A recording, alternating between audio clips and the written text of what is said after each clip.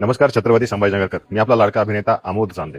मी आलोय आपल्या भारतातल्या जागृत देवस्थानांपैकी एक असं आपल्या छत्रपती संभाजीनगरमध्ये असलेलं कालभैरव मंदिर येथे.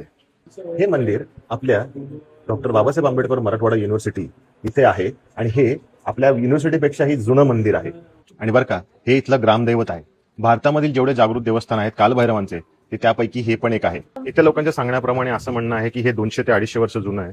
पण मला असं वाटतं की निजाम काळच्या आधीचं असावं, कारण की असं ऐकण्यात आलेलं आहे की इथे आधी खूप मोठं भव्य दिव्य मंदिर होतं, पण त्यावरती काळानुसार हल्ले घडत गेले, ते पडलं आणि नंतर मग इथल्या लोकांनी, ग्रामस्थांनी, समितींनी आणि भक्तांनी इथे येऊन वेळोवेळी जीर्णोद्धार केलेले आहेत. हे मंदिर एवढं जुनं वाटत नाही, पण आता नाही वाटत आहे, कारण की याच्यावरती बऱ्याचशा वेळेस दुरुस्ती केली गेलेली आहे, त्याचं वेळोवेळी जीर्णोद्धार केला गेलेला आहे. पण हे जागृत देवस्थान आहे हे नक्की.